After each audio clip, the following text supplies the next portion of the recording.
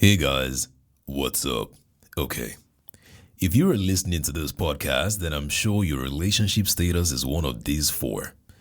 It's either you're single, dating, married, or confused. Something is telling me you are confused, but that's not my problem. My problem is that I feel like when it comes to relationships, I am too qualified to be single. I'm not trying to blow my trumpet or anything, but I feel like if dating were an exam, I would pass with flying colors. If dating were a food, I would be the balanced diet. Guys, I am intelligent, sexy, handsome, rich enough, and loving. My voice is everything a lady needs to hear. So why am I still single? Why? They say never count the ladies you dated in secondary school as part of the actual relationships you ever had. But I'm going to take an exception here. I can't start my story without talking about Ammanda. She was the first girl I ever liked in my life. Double M Ammanda. This girl opened my eyes and made me fall in love with her just because of her smile. Today's episode is titled Double M Ammanda. This is Why Am I Still Single by Check Edgar. Edgar doesn't lie. Let's go. Check. This is a Check Edgar production. A Check Edgar production. This is for the single guys and the single ladies. Edgar doesn't lie. Why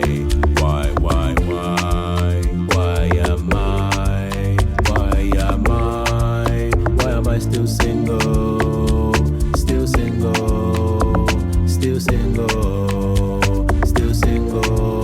Why am I still? I want a wife and a family. This kind of life is not right for me. I told my guys how things can be. When I fall in love, I fall for real. I know you want me, don't waste my time. I want a girl that is set and fine. I'm going crazy, so please be mine. God, please, why? Alright. To really enjoy this podcast, please relax and use headphones. I assure you, it will be better. Since this is the first episode, there are a few things I want to get out of my chest. I have dated before. My last relationship was in 2019, 2 years after I graduated from the University of Lagos Unilag. Since then, my relationship life has been a struggle. Dating has suddenly become hard. The girls you like don't like you. The ones you don't like love you a lot. I don't know why. I don't know why life is like that, but it's super annoying. Why do I want a relationship? Because social media people will not let me rest. If they are not teasing you with their partners, they are wearing matching pajamas or they are exchanging gifts and flowers. I want flowers as well. I want to do things everyone else is doing. Post a picture of me and my baby on Twitter and say nice words like my view, her view, and our view as your view from your phone.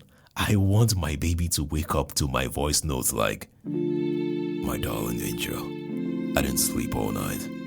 I was just thinking about you. And if I had my way, you wouldn't leave my arms forever. You complete me, my love. I want to try breakfast in bed and watch her say, Eddie baby, you did not have to do that. Aww. All other lovey things. I just want to pepper some people and make them scream, God, well. By the way, you will not believe the things I have tried. I have joined dating apps, gone on blind dates, looked for church girls, joined wild groups, pranked people to get babes, and tried dating my friend's girlfriend. I once lied that I knew Davido just to get a girl to like me. And there are a lot of other stupid things I will later reveal in this podcast series. I have been served breakfast. I have served breakfast, lunch, and dinner to someone's daughter. When it comes to my type, I ain't got no type. I like all types. I have tried dating different kinds of girls: tall, short, dark skin, albinos, identical twins, fat, super fat, extra fat, as thick as custard or akamo, older, Christians, Muslims, Shango worshippers, and even a blind girl. Now, before you say I'm lying, she wasn't like really blind, but her eyes were everywhere. So I thought she was blind at some point. She couldn't look me in the eyes when we had a serious conversation. One eye was past 3 and the other eye was 4 minutes after 6. Okay, see, if you're offended right now, then this is the time for you to just leave. I am going to say a lot of nonsense, so please brace yourself. Okay? There is another school of thought that says I am always the issue. Some people say I lack patience. Some say I don't know how to search properly. Some say my spec is too high. Some say I need to understand how a woman's brain operates. Some say I should wait for God's timing. Some say I lack the technical know-how. I have no steez. And my brother said I need deliverance. So whether it's a spiritual or physical issue, you guys are the judges. You can always send me an email at edgar@checkedgar.com, leave your comments on my website checkedgar.com, or send me a cute friend's number. Not the ugly ones that like money, but the cute ones that you think would fit me perfectly. You could also drop your number. Date me and get married so I can end this podcast in quick time. Absolutely. The podcast ends the day I get married. Okay, all right. I feel I have said too much about nothing. Let's get into the first story. Ladies and gentlemen, M Ammanda. I'm checking her out. Promo. Not every dare game should start with "we are all adults here." Nobody should take anything personal. What happens here stays here. This is a safe space. If you are tired of such games and you're looking for an interesting dare game to play with your friends, then I want you to check out the ultimate daring game. It's perfect for two players looking to spice things up with some friendly competition. Here's how it works. Each player picks a card, and the one with the highest number gets to dare the other person. With 100 hilarious dare cards, 20 special twist cards, and one loser's note for the person we know sabi. Checkout guarantees endless fun and laughter. So are you ready to challenge your limits? Get Checkout, the ultimate daring game now, and let the fun begin. Visit www.checkedgar.com to get yours. Yes, it is my own. It is my game. Buy it today.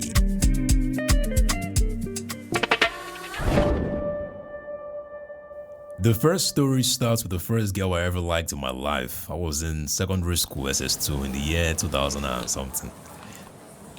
Before I met this girl, all I ever cared about was reading and passing my WAEC examination when I got to SS3.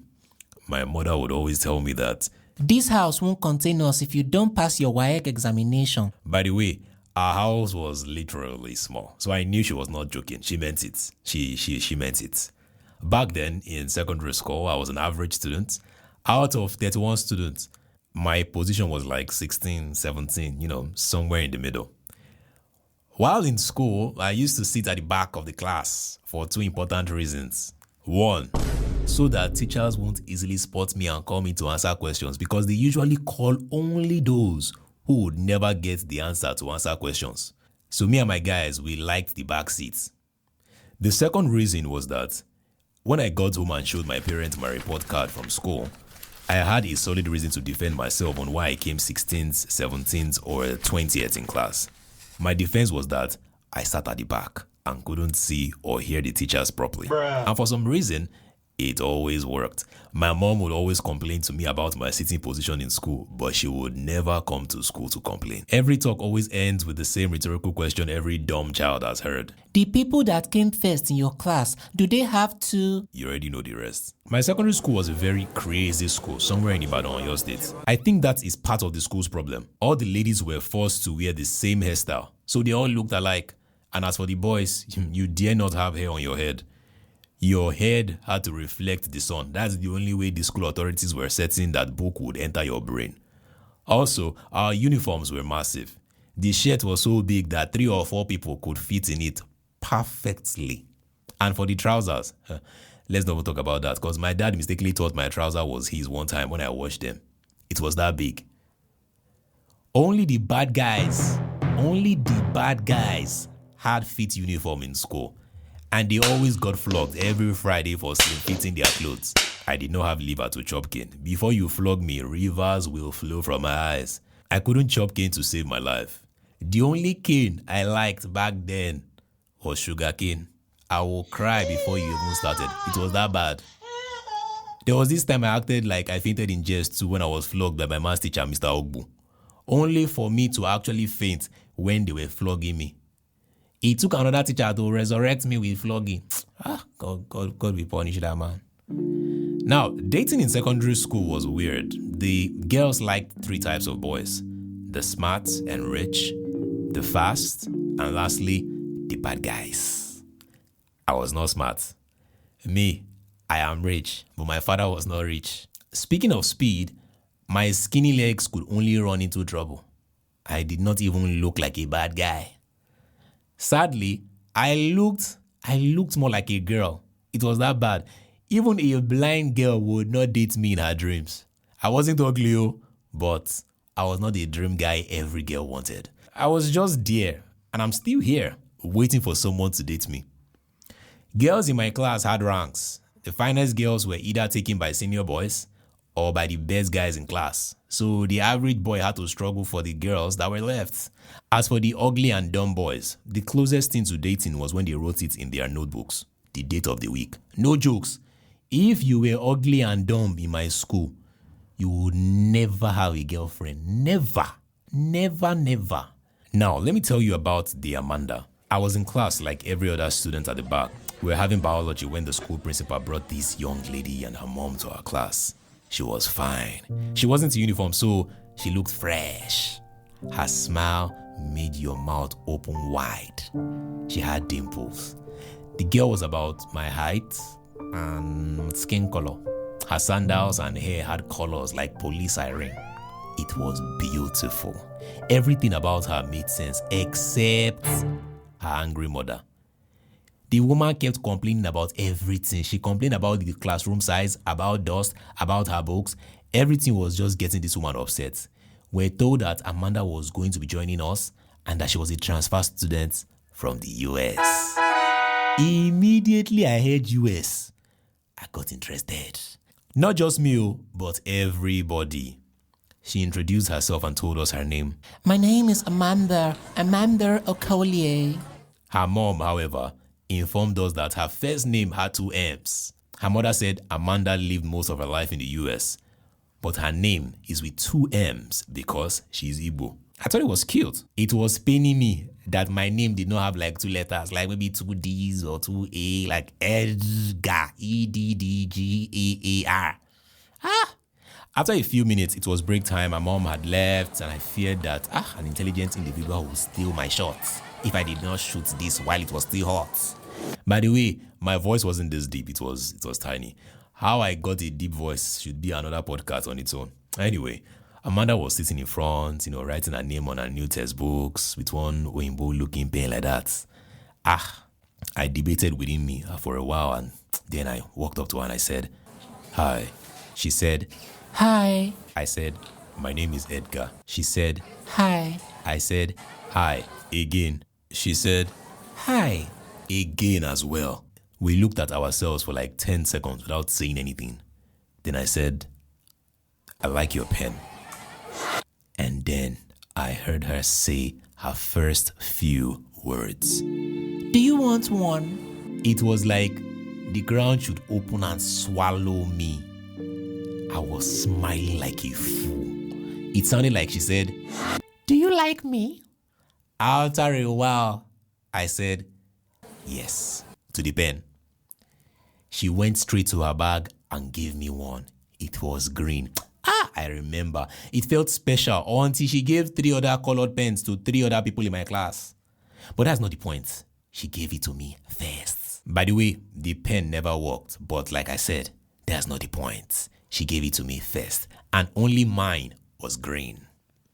You see, in dating, there is something we call a green light. A green light is the first sign a lady makes to show you she could be interested. The green pen was the green light. I knew I had to make my intentions known and better understood. At that point, she was way more important than anything else, even my WAEC. So after school, just before her mom came around, I walked up to her again and I said, "Hi." She said, Hi. Again. I wanted her to really talk, so I said, I miss going to the US. You needed to see her face. She was so excited to hear that. Now, the truth is that at the time, I had never even been to Abuja, talk less of the US, but I have watched a lot of movies. And if you give me a second to speak, fam, you're going to hear my accent, fam. Shit. Brooklyn. Yeah, shit. So she was like, Wow, that's lovely. Where did you stay in the US? It was at this moment I knew I messed up. so here is a tip. If you're ever going to lie, make sure you gather enough information before you start. I was going to say UK. Asha said New York. Then she said, Oh, really? I lived in New York as well. Where did you stay? so since I didn't have a clue, I decided to switch things up. I said, I don't believe you. Can you tell me where you stayed? She said she stayed in the Queens. And then, as a sharp guy man, I said I stayed in the Kings.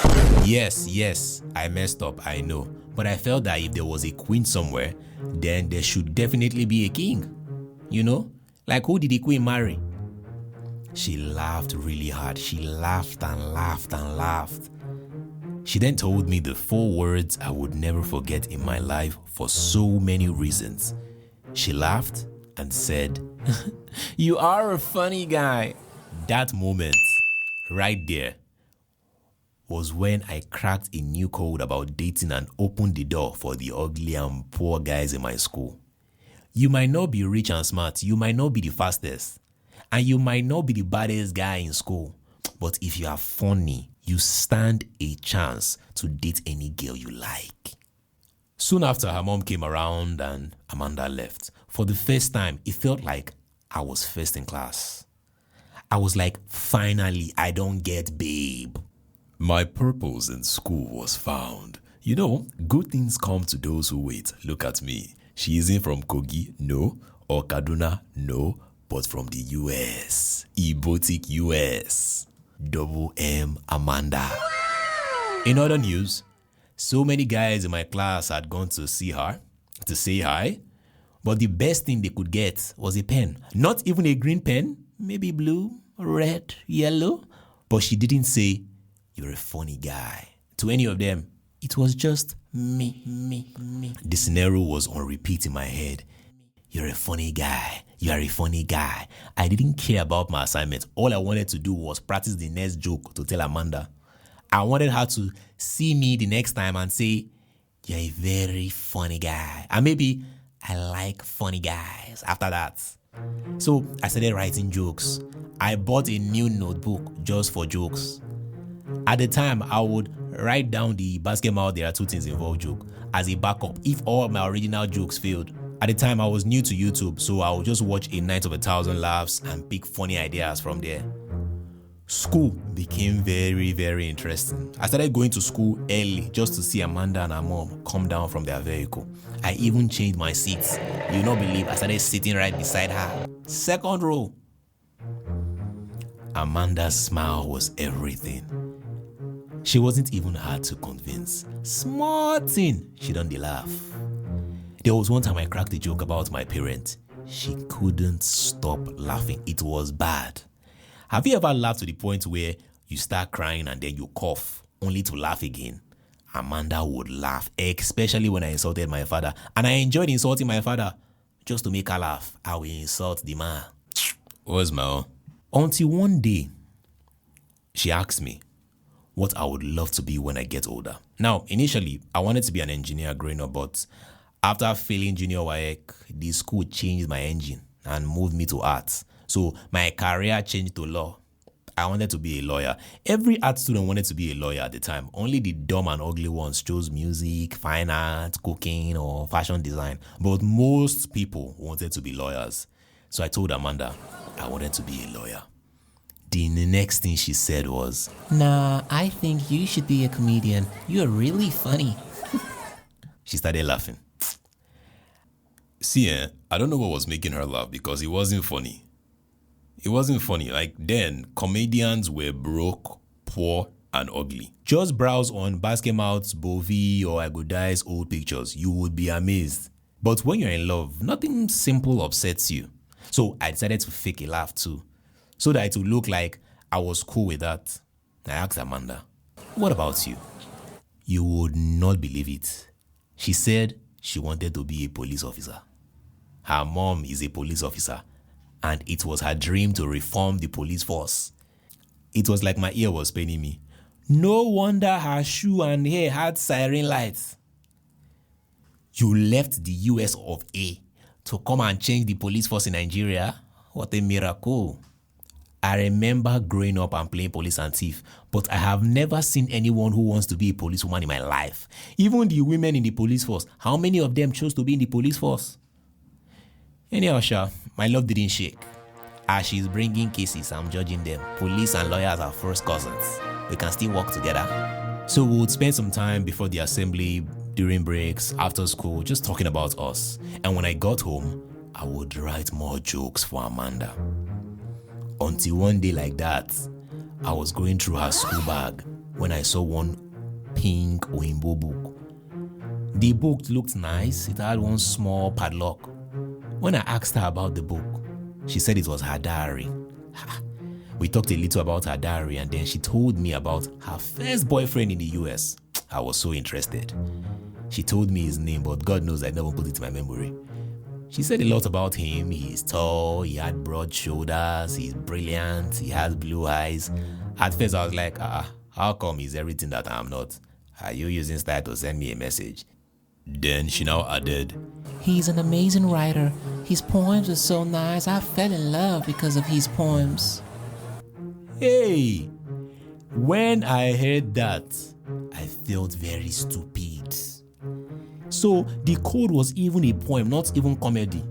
A whole Edo William Shakespeare like me. See, every girl has something that gets them. Some are poems, some are chocolates, some are cars, and most are money. Whatever it is, find it and use it. God help you if you find a car babe and you're sending her chocolates. God help you. Back to the story. Amanda said there was one time when he read a poem to her and that it led to her first French kiss in front of the whole class. Hey, my stomach started paining me. French kiss because of poem. At the time, I didn't even know what French kiss was. I had never received an Edo or Yoruba peck, talk less of French kiss. And you dare not kiss in front of the whole class in my school. Kissing happened in the darkest corner and it was very short. The finest girls in school then hardly kissed boys on the lips or even said I love you. The closest thing you would get was girls calling guys goats, fish, cow. That was how you knew the pair were dating. But I don't blame them. 80% of the guys in my class had swollen lips and big mouths. It looked like if you kiss them for long, they would swallow your tongue. So for their own safety, they avoided kissing. But Amanda was different. She wasn't like them. After that day, I knew my strategy had to change. I tore up my comedy book and became Edgar Eriakha, the poet. The only problem was how to infuse a poem into our discussion. And I wasn't romantic. I knew nothing about romance. She was the first girl I ever liked, so I asked my friend to help me. You know, we all have that one friend who doesn't have any girlfriends or like anyone, but knows everything about dating. I had a friend like that. This guy wanted to be a rapper. So I told him to write me something sweet, something that would make a lady fall in love. I did not know that the letter would make her fall away. My friend said he would give me one of his best and top collections. It took some days, and when he was done, he kept it in my book. I got home that evening and I read it.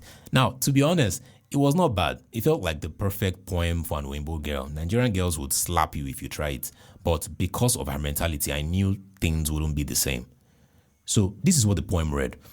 I may not get the words exactly, but I can remember some part of it. It started with something like, love is a big word, they say, but the feelings I have for you are older than today. Every night I pray, blah, blah, blah, something you say. Then it had something like, I don't want to talk too much. I don't want to rant, but let me be the elastic in your pants. Now, I wasn't going to add that last line, but my guy was like, it will bust her brain. It will make her go mad. She will love it. He said every good poem needs to end with a mad line, a brain-busting line. So I rewrote it in a new piece of paper like 4 times because of my bad handwriting. The poem had my name and Amanda's name in it somewhere. I remember that I even forgot to put the second M in her name. It looked too good to write again, so I just left it. When it was good to go, I kept it in my biology textbook and went to school the next day. On that very day, she didn't come to school, so I had to keep it until the next day. I have never protected my biology textbook like that. I didn't want it to land in another girl's hand. This one was for my double M Ammanda. The day I gave Amanda was special. I walked up to her and asked her to explain something from the biology textbook. She tried to explain but found it difficult, so I brought my textbook, sharp guy. I gave it to her to open. When she did, she saw the point but passed it like it wasn't her business. Then I told her, please check the paper because I wrote something interesting for you. Now, for like a minute, she didn't see anything while she was reading. I knew she had finished reading when she laughed at the end. She said it was nice and funny, but for some reason, I wasn't happy. Nice to me, that time, sounded like below average. And for funny, she had already said that one before. The next thing she said burst my brain. She said, Please, can I keep it? It's really nice. It's the first poem I'm getting in Nigeria. Before, uncle, if you don't keep it, who will keep it? She smiled again and she hugged me. I wanted to die. It was at that point that I knew I was making headway. Then she asked if I would write another one. See me nodding like a gamma lizard. What other job do I have? Yes, I will. Plenty. The love story was great, but short, because the next day, Amanda came with her mom as usual. But this time, she didn't come to drop Amanda off. She came to see the principal. During break time, Amanda's mom, the principal, and Mr. Ogbu, the math teacher, entered the class. Everybody got up to greet them. Next, the principal addressed us. He said that someone in our class has committed a sex crime. You need to see everybody shouting, Jesus, Jesus, Jesus, Jesus. Even me, I was shouting, Jesus, Jesus, Jesus, Jesus. I did not know I would soon go and see him. You see that Mr. Ogbu? He gets paid more for flogging than actually teaching maths. Once you see him, just know that somebody's about to be buried. I did not know that day it was going to be me. Next thing, the principal brought out my poem. I wanted to die. My name was written on it, so I couldn't even lie.